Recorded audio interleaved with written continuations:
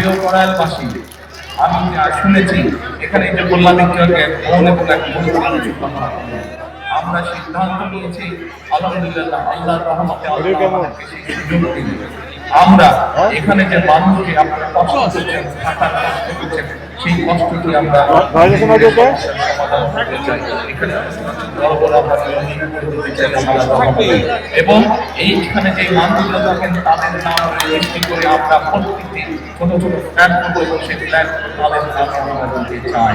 প্রিয় ভাই বোনেরা, এই এখানকার যে মানুষ যারা এখানকার আদিবাসী, যারা এখানে বহু বছর ধরে কথা বলছেন, তাদের কাছে আমরা এগুলো হস্তান্তর করতে চাই, যাতে করে এই ঢাকা শহরে যারা এই এলাকার মানুষের মাথা গোজার ছায় সকল কিছু নির্ভর করছে আপনাদের দোয়া এবং আল্লাহর রহমতের উপরে। আপনারা কি দোয়া করবেন আল্লাহ কি আমাদেরকে সেই রহমত দেবে? ইনশাআল্লাহ। আমরা জানি এখানে আপনাদের যে সন্তানরা আছে তাদের এখানে লেখাপড়ার সমস্যা আছে, আল্লাহ যদি রহম করেন আমরা এখানে চাই সুন্দর বাচ্চাদের যদি স্কুলের স্কুলের পাশাপাশি তাদের খেলাধুলার যাতে পরিবেশ থাকে, খেলাধুলার জন্য যদি মাঠ থাকে, সেই ব্যবস্থা ইনশাআল্লাহ আমরা এখানে করতে চাই। আল্লাহ যদি রহম করেন, আল্লাহ যদি রহম করেন আমরা চাই আমরা চাই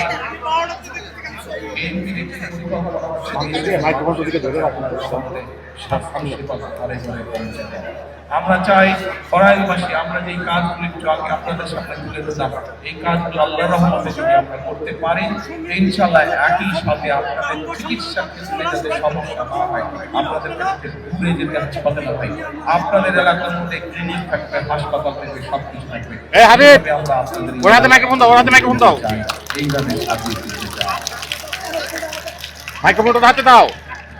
এখন প্রিয় ভাই বোনেরা, এই কাজগুলো করতে হলে দুটো বিষয়, আল্লাহর কাছে হাত তুলে দোয়া করতে হবে যাতে যেই কথাগুলো আপনাদের জন্য, যেই কাজগুলো আপনাদের জন্য করতে চাইছি, সেই কাজগুলো করার জন্য যাতে আল্লাহ আজকে আমাদেরকে রহম করেন।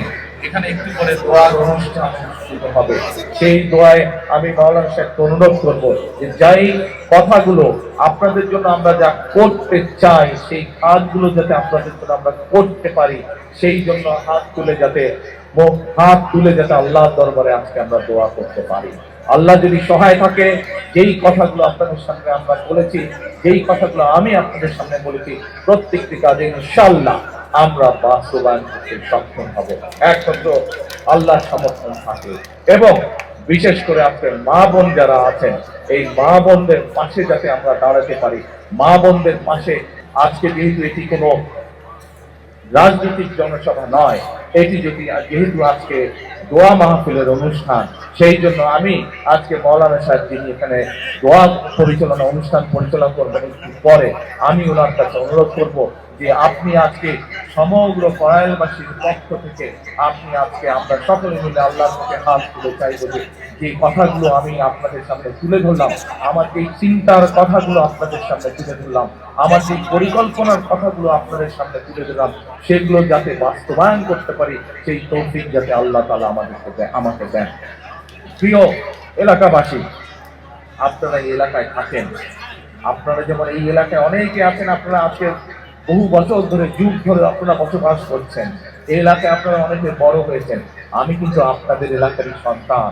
আগে থাকতাম ক্যান্টনমেন্টে, আপনারা কম বেশি সবাই জানেন স্বৈরাচারের সময় কিভাবে এই বাড়িতে, যে স্বাধীনের পর থেকে থাকতাম, সেই বাড়ি কিভাবে ভেঙে ফিরে ঘুরিয়ে দিয়ে গেছে। তারপরেও আমি আজও আপনাদেরই এলাকার সন্তান। আজকে আমি বরং আগে থাকতাম ক্যান্টনমেন্টে, এখন এসে উঠেছি আমি গুলশানে, আপনাদের আরো কাছাকাছি, আপনাদের প্রতিবেশী। কাজে আমি আপনাদেরই সন্তান, আমি আপনাদেরই এলাকার সন্তান। ইনশাআল্লাহ এতটুকু আপনাদেরকে বলতে পারি, যতদিন বেঁচে থাকবো, যতদিন আল্লাহর রহমত থাকবে আমার উপরে, ইনশাআল্লাহ আমি আপনাদের পাশে ছিলাম, আপনাদের পাশে আছি, ইনশাআল্লাহ আপনাদের পাশে আমি থাকবো। আপনাদের বিপদে আপদে যতটুকু পারি নিজের সাধ্য মতন আমি করাইলবাসীর পক্ষে থাকবো, আমি এই এলাকার মানুষের পাশে থাকবো।